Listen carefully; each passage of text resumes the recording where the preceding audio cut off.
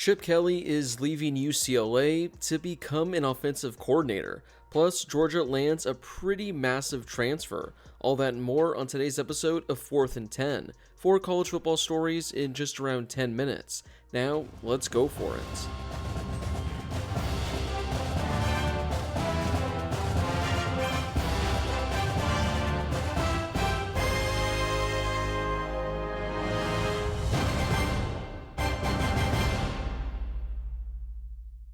Before we get to today's video, make sure to hit that subscribe button if you're new to my channel. If you're watching this video, odds are that you love college football, and odds are you aren't subscribed to my channel, so make sure to subscribe to one of the best college football communities here on YouTube. UCLA announced today that Chip Kelly is leaving the program and that a national search for a new head coach has begun. Kelly is expected to replace Bill O'Brien and become Ohio State's new offensive coordinator. If it doesn't seem like Bill O'Brien was there for that long, well, that's because he wasn't. He was only there for a couple of weeks. According to ESPN, Ohio State will have to pay a $1.5 million buyout for Chip Kelly. Although things were trending upward for the Bruins the last couple of seasons, it was still an overall disappointing tenure for Kelly. He went 35-34 during his 6 seasons at UCLA. He becomes the 4th college head coach in this cycle to leave a head coaching job for an assistant spot, but none were as prominent as a head coaching position for a Big Ten program.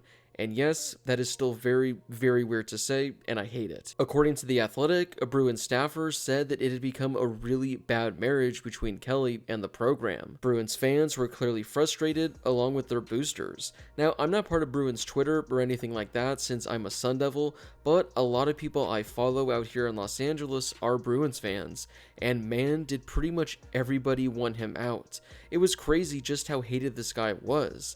Athletic director Martin Jarman told the team they're going to have a new coach within the next 96 hours. Considering all the coaches are pretty much hired with this cycle, I don't know who UCLA is going to turn to. It's been a pretty busy offseason for Chip Kelly as he interviewed for multiple NFL coordinator jobs, including most recently with the Seattle Seahawks for their offensive coordinator position. He's going to reunite with Ryan Day, his longtime friend and former assistant coach. They were both together at New Hampshire many years ago. Kelly also coached Day in college at New Hampshire, and Day worked for Kelly in the NFL with the Eagles and with the 49ers.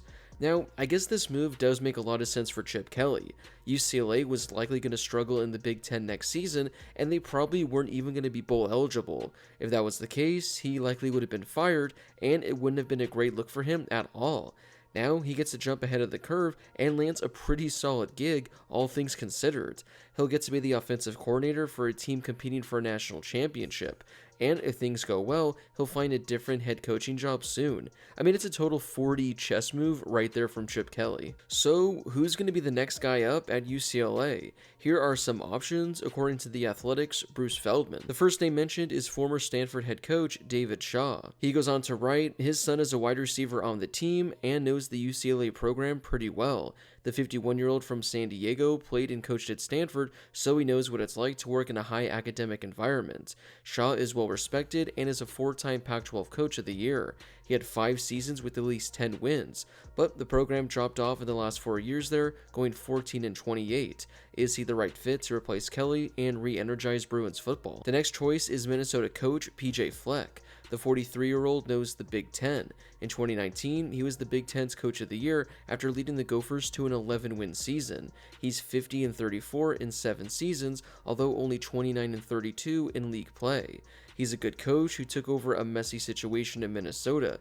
He's known for his row the boat mantra and the pep he brings. How well that might play in Los Angeles would be interesting to say the least. Former UCLA running backs coach Deshaun Foster just left to become the Raiders running backs coach. He's loved by the players and also by folks around the program.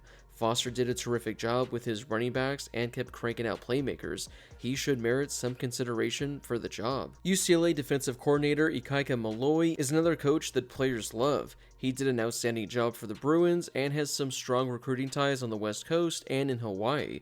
He was also a top assistant at Washington. Ohio State running backs coach Tony Alford might get some consideration. He is another beloved assistant by his players and peers. He was a candidate at Colorado State a few years back. He overlapped a few years at Ohio State when he was Urban Meyer's assistant head coach, and Jarman was a deputy athletic director there. Nebraska defensive coordinator Tony White played at UCLA and is proven to be a bright defensive mind. The 44-year-old had a good first season in Lincoln, turning what had been the Big Ten's 13th ranked run defense into the number 2 unit this season. The Huskers went from number 10 in sacks to number 2. The final one is a wildcard candidate in USC defensive coordinator D'Anton Lynn, who just left to go across town to the Trojans. The 33-year-old former Penn State player and son of former Chargers head coach Anthony Lynn impressed a lot of people inside the Bruins program. He's young but is mature beyond his years. Lynn coached the Bruins to the number 1 defense in the Pac-12 in his debut season. The Bruins finished 8th nationally in yards per play allowed and 16th in scoring defense. So yeah, I'm not exactly sure which direction the Bruins go, but they got a couple days to figure it out, or else things are going to be a lot worse for them next season in their debut campaign in the Big Ten. But yeah, the Ohio State OC job opened up because a coach bolted for another program as well. Boston College announced that they have hired Bill O'Brien to be their new head coach. O'Brien took the Ohio State offensive coordinator position last month, so his time with the Buckeyes was very short-lived. He takes over for Jeff Hafley, who left last week to become the defensive coordinator for the Packers. O'Brien is the former head coach of Penn State and the Houston Texans. He was most recently the offensive coordinator and quarterbacks coach for the Patriots. His most recent college experience before Ohio State came when he was at Alabama a couple years ago. He was the offensive coordinator and quarterbacks coach during Bryce Young's Heisman-winning season. O'Brien has family ties to the Boston area, so this is going to be like a homecoming for him. Personally, I would have rather been the OC at Ohio State, but that's just me. He's already gotten his bag, so I guess being close to family is his preference, and I can't really blame him for that. Boston College hasn't won 8 games in a season since 2009, and they've been nationally ranked in only 1 season since 2008, so it's safe to say he's got a lot of work to do there. We'll stay on the topic of coaching news as Michigan hired their new defensive coordinator. According to multiple reports, Wink Martindale has agreed to become their new DC. He was recently the New York Giants defensive coordinator in 2023, but the Giants and Martindale parted ways in January after an up-and-down campaign last year, in which the defense finished 27th overall, but they did finish tied for first in the NFL in turnovers created, and they were one of the better defenses in all of the NFL. ESPN Analytics had them ranked number 17. But it was a disappointing year for the Giants, and they wanted to move in a different direction. Martindale will replace Jesse Minter, who left the program to follow Jim Harbaugh to the Chargers, where he'll be their new defensive coordinator. We'll wrap up today's video with a pretty notable transfer move. Former Stanford tight end Benjamin Yurosek, one of the top tight ends in all of college football, has committed to play at Georgia for the 2024 season. He caught over 100 passes for 1,300 yards during his 3 seasons at Stanford. He led the Cardinal in receiving yards in 2021 with just under 700. We saw what Brock Bowers did well at Georgia. Now Yurosek is looking to be the next great one for them. He told ESPN that the Georgia coaching staff pitched him on the versatility in the tight end position there.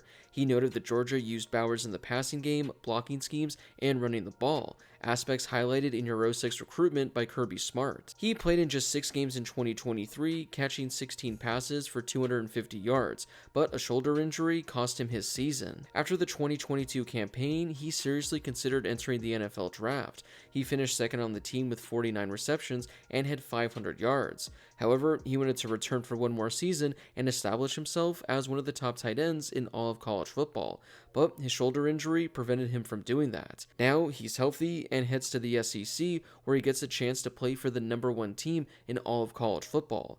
As a Pac-12 fan, I can say this guy is the real deal as long as he's healthy. So what are your thoughts on Chip Kelly heading to Ohio State? Do you think he's going to do well there, or do you think this is a bad hire by the Buckeyes? Also, what are your thoughts on all the other coaching moves that have gone down recently? Whatever your thoughts are, let me know in the comment section down below. Before you leave, don't forget to hit that subscribe button and turn on those notifications if you're new to my channel.